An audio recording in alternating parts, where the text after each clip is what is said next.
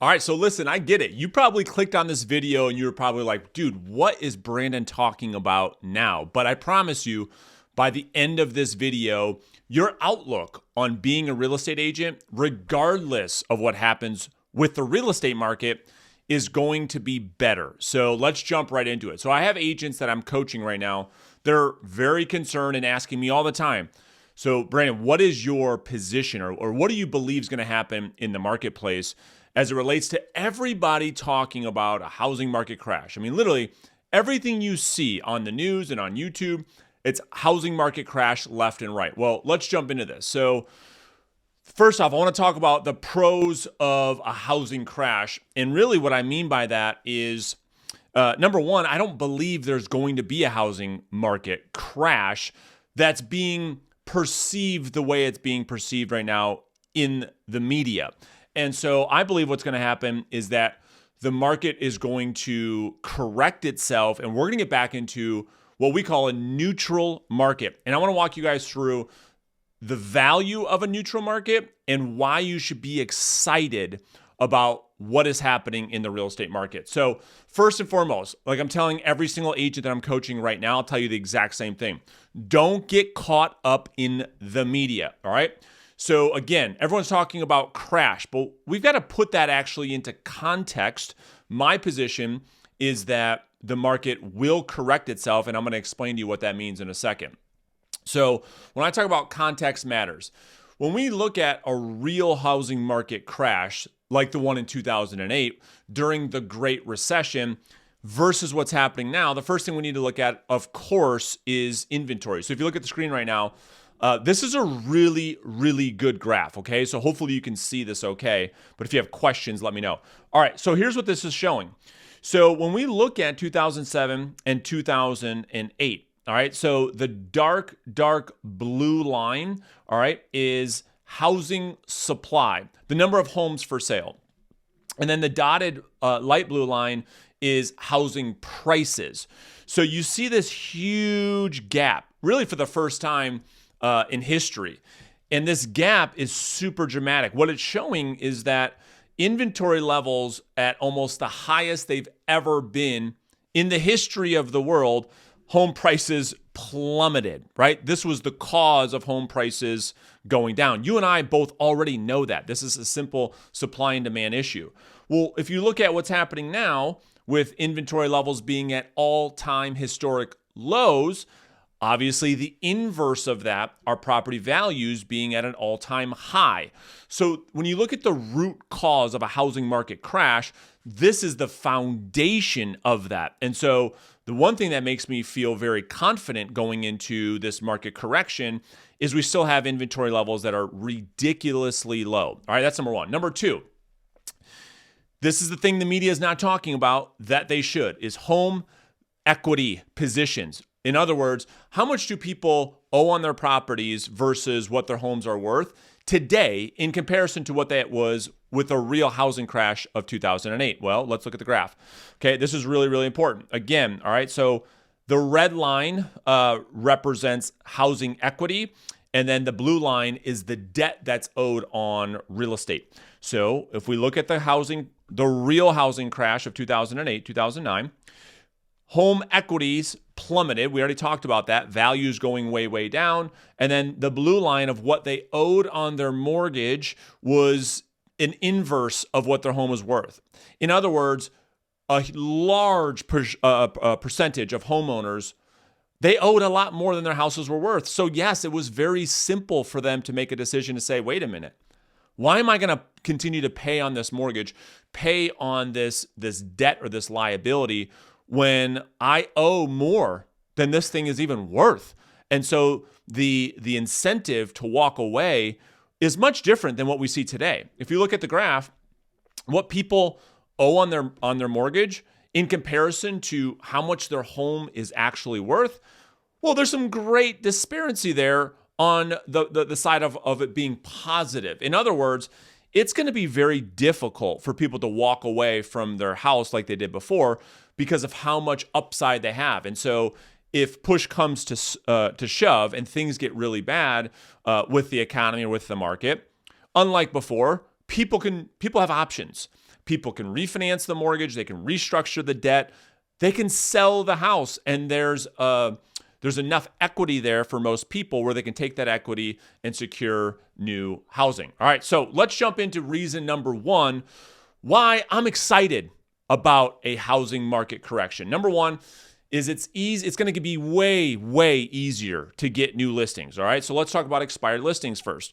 All of you know that expired listings are the lowest hanging fruit we have as real estate agents to go out there and get new business. These are people in the market with their hands raised saying, I want to sell my house. I want to hire an agent to do so, but I didn't sell the house. Well, you also know if that the amount of expired listings is like next to nothing.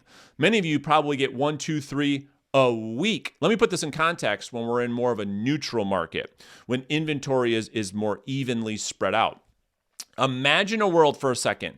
You have the greatest listing lead on planet Earth go from 1, 2, 3 a week to 30, 40, 50 a day. Think about how easy it will be to come across listing opportunities. Whereas today, both you and I know, and we would agree, by the way, it's so difficult to find listings. So expired listings are going to come back like crazy. Number two is for sale by owners. One of my favorite lead sources. And here's the thing with for sale by owners right now. Again, as you already know, a lot of them are selling on their own. I get it. It's a byproduct of a lack of inventory. FSBOs are getting ridiculous prices and they're selling their houses on their own, which is a result of the perceived value, which I'm going to talk a lot about in today's video, of realtors is on a downward trajectory. So FSBOs are like, we don't need a realtor. We're selling these houses by ourselves all the time with multiple offers.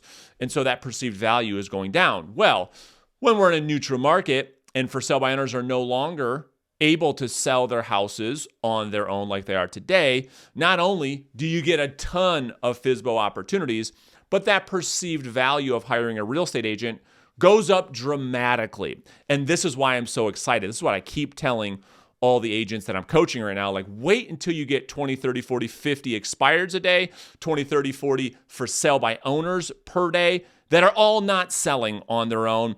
And now the value of hiring you because of your service and your ability to help them get the property sold is increased dramatically. So that's reason number one. Reason number two, there's this whole thing going on right now with commission compression, commission rates going down. Well, I don't really get that nervous about that because commission compression is just a byproduct of a hot real estate market.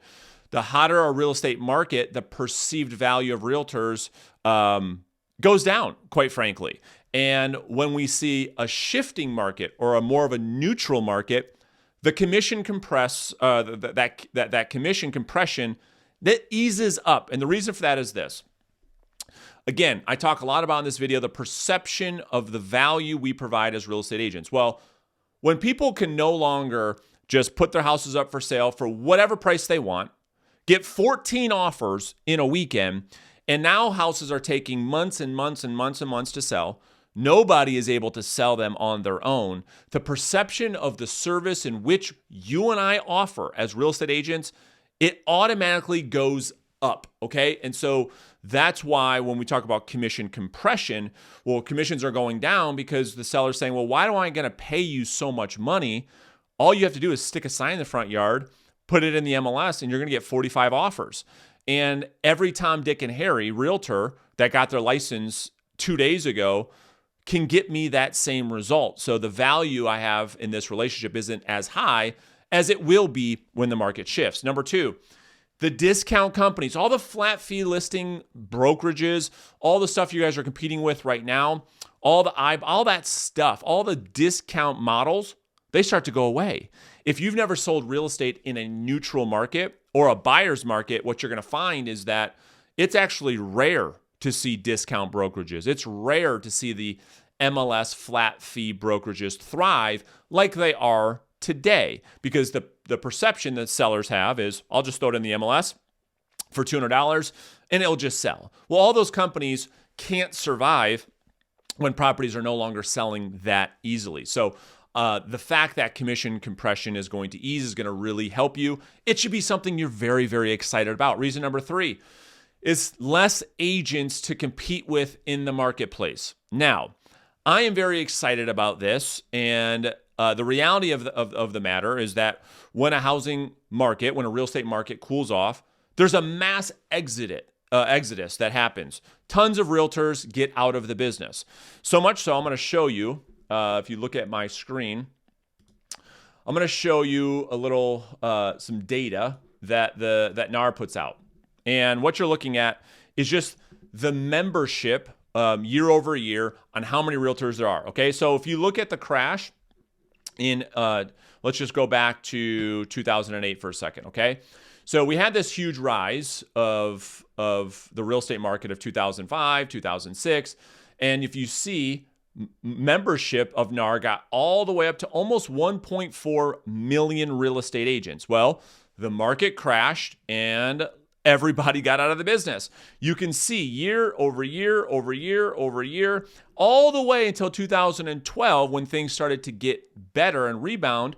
We were under 1 million realtors in this country. And so I believe the same thing is going to happen. We have a record high number of NAR members right now, almost 1.6 million realtors right now. Now, the issue with this is if you look at home sales, and so last year in 2021, there was a little over 6 million home sales. They're projecting a little under 6 million now, and that to go back up in 2023. Well, this is why I'm so excited. If you have, I don't know how many we're going to lose. We could lose upwards of 30, 40, 50%, maybe not that high, but probably get back to that 1.2 million realtor mark, which I think would be really, really healthy, where not every single person is getting their real estate license because they think it's an easy way to get money. Well, home sales are only going to drop a little bit. I mean, we're not going to have the drop off like we saw in 2008 when we went from 7 million home sales to 4 million. I mean, that's a huge drop off. I mean, we're going to relatively stay the same with the number of transactions with potentially 400,000 less real estate agents. So right now, it's very difficult. You guys are competing with a ton of agents, and everyone you talk to seems to know somebody in the business. Well, that's going to change dramatically. And then reason number 4 is what I call inventory balance, okay? So when supply and demand is equal, meaning the number of homes for sale equals the number of buyers that are out there searching for properties, we have more of a neutral market. Things become a lot less hectic. The competition is a lot less.